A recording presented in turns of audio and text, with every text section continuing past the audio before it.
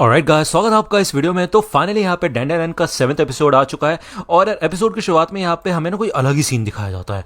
और भाई इतना रियलिस्टिक सीन। यहाँ पे एक औरत होती है जो कि यहाँ से भाग रही होती है और हमें पीओवी दिखाया जाता है, ठीक है, जिसके बाद यहाँ पे आके उसके साथ कुछ हो जाता है। ओके, और जिसके बाद हमें एक हाथ दिखाया जाता है। अब वो हाथ एकदम से इस भूतनी में बदल जाता है। अब याद ही होगा आपको लास्ट एपिसोड में वो बड़ी सी भूतनी सी थी, अजीब एकदम, भाई खतरनाक है कि नहीं। तो यहाँ पे ये भूतनी सीरियस होने लग जाती है। यही कहती है कि तुम लोगों ने मेरी आयरा को मुझसे छीन लिया तो उसको वापस करो। तो यहाँ पे मोमो और ओकरुन दोनों के दोनों भागना शुरू कर देते हैं। ओकरुन ट्रांसफॉर्म होकर यहाँ पे तेजी से भागना शुरू करता है। अब यहाँ पे बहुत सारे ऑब्स्टेकल्स होते हैं इसलिए ज़्यादा तेज तो नहीं भाग सकता वो। ओके, तभी यहाँ पे ऊपर से भाई अपने बालों के प्रदर्शन दिखाती है भूतनी और पूरी जगह पे फैल चुकी होती है और मोमो के ऊपर काफ़ी खतरनाक अटैक भी करती है, ठीक है। जिसके बाद यहाँ पे ओकरुन भागने लग जाता है आयरा को बचा के। अब वो पूरी कोशिश कर रहा होता है इससे बचने की, लेकिन भाई काफी कमाल की होती है वो। यहाँ पे आके काफी खतरनाक अटैक करती है वो और ओकरुन को उड़ा देती है। अब ये भूतनी यही कहती है कि ठीक है आयरा, कोई बात नहीं बेटा, अगर तुम मेरे को मम्मी नहीं बोलना चाहती तो इससे कोई दिक्कत नहीं है, ओके, लेकिन मैं बस तुम्हारे साथ जिंदगी भर रहना चाहती हूँ। अब मैं तुम्हें खा जाऊंगी, जिसके बाद तुम्हारा जो खून और फ्लैश है वो मेरे अंदर घुल जाएगा और हम दोनों एक हो जाएंगे, ठीक है।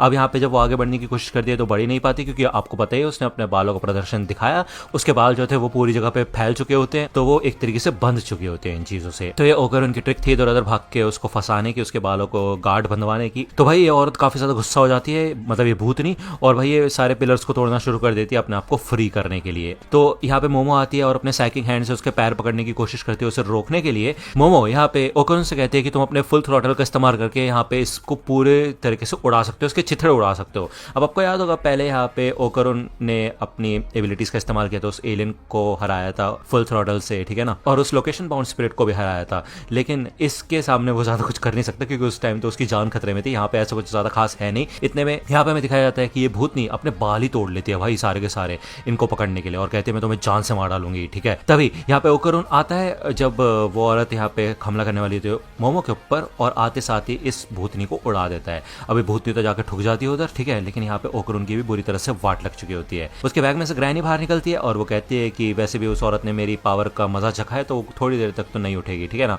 चिंता करने वाली कोई बात नहीं है। ग्रैनी यहाँ पे आयरा के जेब में से उस गोल्डन बॉल को निकाल लेती है, यानी कि ओकरुन के बॉल को, और बता देती है कि आयरा मर चुकी है, ठीक है। तो ये लोग उसकी पल्स वगैरह चेक करना शुरू करते हैं, ठीक है। ग्रैनी को कुछ ज्यादा खास फर्क नहीं पड़ता, लेकिन मोमो कहती है कि तुम्हें सीपीआर करना आता है, मैं अपने साइकिक हैंड का इस्तेमाल करके उसके हार्ट को डायरेक्टली मसाज कर सकती हूँ। तो ग्रैनी कहती है कि वो मर चुकी है भाई, अब उसका दिल कुछ नहीं है, बस एक मसल है, ओके, उसको मसाज करने से कोई फर्क नहीं पड़ेगा। ये लोग सीपीआर करने की कोशिश करते हैं। मोमो कहती है कि तुम्हारे पास फोन है ना, तुम एम्बुलेंस को कॉल करो। तभी यहाँ पे वो भूतनी उठ के आने लग जाती है। अब ये दोनों फिर से यहाँ पे तैयार होते लड़ने के लिए। तो वो भूतनी कहती है इससे कुछ नहीं होगा, इससे तुम आयरा को वापस जिंदा नहीं कर पाओगे, इससे बेहतर आइडिया है मेरे पास, तुम मेरा ऑरा आयरा को दे दो। तुम्हें पता है ऑरा एक बैटरी की तरह होता है ऑर्गेनिजम्स के लिए, जैसे मोटर बिना बैटरी के नहीं चल सकती है ना, वैसे ही शरीर बिना ऑरा के नहीं चल सकता। आयरा का ऑरा पूरी तरह से खत्म हो चुका है, बस थोड़ा सा ही बचा है। तो मोमो को तो यहाँ पे इस औरत के ऊपर यकीन नहीं होता, तो ये भूतनी अपना ही मुंह पूरा तोड़ लेती है जबड़ा, ठीक है, और कहती है कि अगर अभी भी तुम्हें मेरे ऊपर ट्रस्ट नहीं हो रहा तो तुम स्टील बीम से मेरा सर फोड़ सकती हो, ठीक है ना। तो मोमो को तो भले यकीन नहीं होता, लेकिन शायद ये भूतनी सुधर चुकी है। ये कहती है कि तुम मेरा ऑरा कनेक्ट कर सकते हो अपने हाथों से। तो मोमो होकर इनसे कहती है कि देखो तुम पूरी तरह से ट्रांसफॉर्म हो जाओ, जैसे अगर ये कुछ भी गड़बड़ करे ना अपने फुल थ्रॉटल से इसको उड़ा देना। तो मोमो यहाँ पे अपने साइकिक हैंड का इस्तेमाल करके दोनों ऑरास को कनेक्ट करती है, मतलब भूतनी का ऑरा और आयरा का ऑरा, ठीक है। तभी यहाँ पे हमें दिखाया जाता है कुछ फ्लैशबैक्स। अब यहाँ पे ये वो औरत होती है जो कि भूतनी है, ठीक है ना। इस औरत का हमें वो सीन दिखाया जाता है जब ये जिंदा थी। हमें दिखाया जाता है इसकी रोजमर्रा की जिंदगी। ये एक ड्रेस देखती है अपनी बेटी के लिए, जब ये घर आती है तो उसकी बेटी काफी ज्यादा खुश होती है और बेसिकली वो अपनी बेटी को बैले डांसिंग सिखाती है, ठीक है। अब यार ये बैले डांसिंग है ना जिसमें एक पैर पे खड़े होकर डांस करते हैं, ठीक है, बैलेंसिंग वगैरह करते हैं।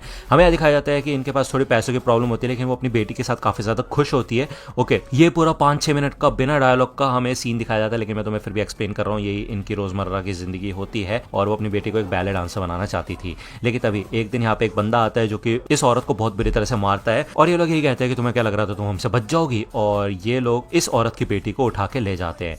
अब इस औरत को काफी चोट वोट लगी होती है, खून बह रहा होता है, लेकिन फिर भी उठ के भागना शुरू करती है और यही एपिसोड की शुरुआत में हमें दिखाया गया था इस औरत का पीओवी। ये जब यहाँ से भाग रही होती है अपनी बेटी को याद करते करते कि उसकी बेटी को वो लोग ले गए हैं, तो आगे सामने गिर जाती है। अब यार हमें यहाँ पे शायद ये एक सीन दिखाया जाता है जहाँ पे वो बहुत ज्यादा जख्मी होती है। अब मुझे नहीं पता इस टाइम पे वो एक स्पिरिट बन गई है या नहीं, लेकिन आयरा यहाँ पे आती है। जब वो छोटी थी उसे ऐसा लगता है कि वो उसकी मॉम है, लेकिन वो उसे देख के समझ जाती है कि ये उसकी मॉम नहीं है, है वो यहाँ से चली जाती है। आयरा के डैड उसे कहते हैं कि बेटा मैंने तुम्हें कहा था ना ऐसे नहीं भागते। तो आयरा कहती है मुझे ऐसा लगा मेरी मॉम है वहाँ पे।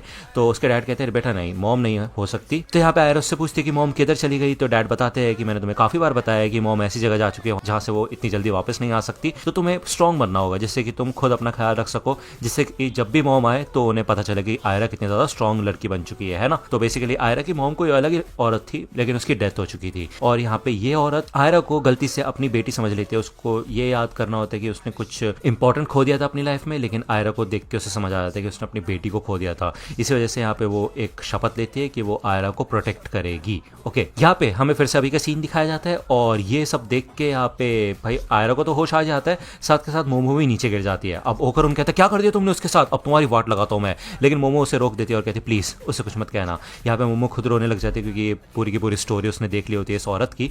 अब क्योंकि इस औरत का ऑरा आयरा के अंदर आ चुका है तो इसी वजह से यहाँ पे वो टूटना शुरू हो जाती है।